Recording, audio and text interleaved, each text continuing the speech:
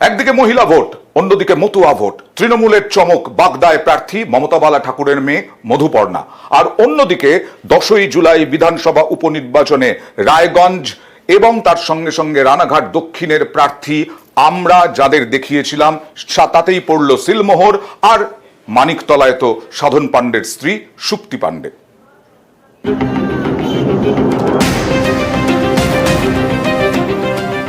10ই জুলাই রাজ্যের 4 বিধানসভা কেন্দ্রে উপনির্বাচন। রায়গঞ্জ, রানাঘাট দক্ষিণ, বাগদা ও মানিকতলা। এই 4 কেন্দ্রেরই প্রার্থীর নাম ঘোষণা করে দিল তৃণমূল। এই প্রার্থী তালিকায় রয়েছে চমক। বাগদায় প্রার্থী মমতা বালা ঠাকুরের মেয়ে। বাগদা আসনটি মতুয়া প্রভাবিত। সেখানে দলের রাজ্যসভার সাংসদ তথা মতুয়াদের ঠাকুরবাড়ির সদস্য মমতা বালা ঠাকুরের মেয়েকে প্রার্থী করে চমক দিল তৃণমূল। বাগদায় তৃণমূলের টিকিটে লড়বেন মধুপর্ণা ঠাকুর। ভিক্টরিটা পাওয়ার এখন মেন টার্গেট। মতুয়া সমাজের উন্নয়ন করব, যা হোক, যতটুকু হোক আমি মানুষের জন্য, আমার যতটুকু আমার ক্ষমতায় থাকবে, মানে জেতার পরে ততটুকু আমি লোকের জন্য করব। মানুষের কাছে কিসের ভিত্তিতে ভোট চাইবে? উন্নয়নের জন্য, মতুয়াদের উন্নয়ন হবে। সক্রিয়ভাবে রাজনীতিতে যুক্ত না থাকলেও মতুয়াদের নানা আন্দোলনে মা মমতা বালা ঠাকুরের সঙ্গে থাকতেন মধুপর্ণা। সম্প্রতি বড়মা বিনাপানি ঠাকুরের তালাবন্ধ ঘর ফিরে পাওয়ার দাবিতে অনশনে বসেন মধুপর্ণা। এবার তাঁকেই মতুয়া প্রভাবিত বাগদায় লড়াইয়ে নামিয়ে দিল তৃণমূল। আমি মনে করি যে সমগ্র মতুয়াদের দিদি আগেও সম্মান করেছে, মতুয়াদের জন্য কাজ করেছে, হরিগুরুচাঁদের জন্য সেই সম্মান কাজ করা, এবং দিদি আরও সেই সুযোগ দিয়ে দিল যে মতুয়াদের যে চাহিদা ছিল যে মতুয়াদের ভিতরে একটা প্রার্থী হোক, সেই হিসেবে আজকে প্রার্থী মধুপর্ণা ঠাকুর সেটাকে নিয়ে আরও সেই সুযোগ দিয়েছে। এবং আমি মনে করি যে এই কাজটা যাতে আরও বাগদাতে উন্নয়ন আমরা করতে পারি, সেই সুযোগটা করে দিয়েছে দিদি। 2021-এর বিধানসভা ভোটে বাগদা আসনে জয় পায় বিজেপি। বনগাঁ লোকসভা আসনের মধ্যে বাগদা। এবার বনগাঁও জিতেছে বিজেপি। বাগদা বিধানসভা আসন থেকে তারা 20,461 ভোটের লিড পায়। এবার উপনির্বাচনে বিজেপির হাত থেকে বাগদা ছিনিয়ে নিতে তৃণমূলের ভরসা ঠাকুরবাড়ির তরুণ এবং মহিলা মুখ মধুপর্ণা। মতুয়াদের অনেকেই চেয়েছিলেন তাঁদেরই কাউকে প্রার্থী করা হোক, তাতেই শিলমোহর দিয়েছে তৃণমূলের শীর্ষ নেতৃত্ব। বাগদায় এবার তৃণমূলের বাজি মধুপর্ণা। বাগদার পাশাপাশি রানাঘাটেও মতুয়া ভোট বড় ফ্যাক্টর। নদিয়া জেলায় গুরুত্বপূর্ণ মতুয়া মুখ মুকুটমণি অধিকারী। 21-এর বিধানসভা ভোটে মুকুটমণিকে প্রার্থী করে বিজেপি। প্রথমবার ভোটে লড়েই রানাঘাট দক্ষিণ থেকে বিধায়ক হন, কিন্তু এবার লোকসভা ভোটের আগে ফুল বদল করেন মুকুটমণি। তৃণমূলে তাঁকেই এবার রানাঘাট লোকসভা আসনে প্রার্থী করে, কিন্তু তিনি জিততে পারেননি।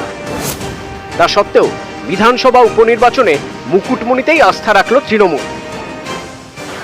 আমি অত্যন্ত আশাবাদী যে সমস্ত কর্মী সমর্থকরা এবং নিচু স্তরের নেতৃত্বরা আমরা একসাথে এই লড়াইয়ে নামবো এবং জয় ছিনিয়ে আনবো। সমস্ত স্তরের মানুষ আমাদেরকে ভোট দিয়েছেন, কিন্তু আমরা আমাদের নিজস্ব ভোট ব্যাংকে অনেক জায়গাতেই ভোট বাক্সে কনভার্ট করতে পারিনি। নিজেদের মধ্যে যে কমিউনিকেশনের গ্যাপ যেটা তৈরি হয়েছিল, সেই জিনিসটা আমরা এবার মিটিয়ে এবারের ভোটে ভালো রেজাল্ট করব।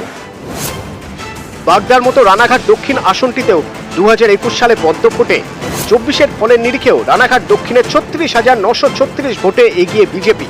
এর থেকেই স্পষ্ট রানাঘাট দক্ষিণের মুকুট পরা তৃণমূলের মুকুটমণির কাছে কঠিন চ্যালেঞ্জ। 21-এর বিধানসভা ভোটে রায়গঞ্জ বিধানসভা আসনে বিজেপির টিকিটে জয়ী হন কৃষ্ণ কল্যাণী। পরে তিনি তৃণমূলে যোগ দেন। এবার লোকসভা ভোটে তাকেই রায়গঞ্জ আসনে প্রার্থী করে তৃণমূল। ভোটে বিজেপির কার্তিক চন্দ্র পালের কাছে হেরে যান তিনি। হেরে গেলেও আরেকটি সুযোগ পাচ্ছেন কৃষ্ণ কল্যাণী। রায়গঞ্জে বিধানসভা উপনির্বাচনে তিনিই তৃণমূলের প্রার্থী। রায়গঞ্জের যেটা দাবি ছিল তার 80% আমি কাজ করতে পেরেছি, কিছু কাজ পেন্ডিং রয়েছে। আশা করব রায়গঞ্জবাসী এবার আমাকে সুযোগ করে দিবেন সেই সব কাজ পূরণ করার জন্য। 21-এর বিধানসভা ভোটে রায়গঞ্জে জয় পায় বিজেপি। 24-এর লোকসভা ভোটেও রায়গঞ্জ থেকে বিজেপি লিড পেয়েছে 46,739 ভোটে। এবার উপনির্বাচনে কি হবে? রায়গঞ্জ রায় দেবে 10ই জুলাই। 10ই জুলাই 4টি বিধানসভা কেন্দ্রে উপনির্বাচন। এর মধ্যে 24-এর ভোটে মাত্র একটি বিধানসভা আসনে বিজেপির থেকে এগিয়েছিল তৃণমূল। সেটি কলকাতা উত্তর লোকসভা কেন্দ্রের অন্তর্গত মানিকতলা। মানিকতলায় এবারের লোকসভা নির্বাচনে 3,575 ভোটে এগিয়ে তৃণমূল। এখানে প্রয়াত সাধন পাণ্ডের স্ত্রী সুক্তি পাণ্ডেকে প্রার্থী করেছেন তৃণমূল নেত্রী। নাম ঘোষণা হতেই দিকে দিকে দেওয়াল লিখনও শুরু করে দিয়েছে তৃণমূল।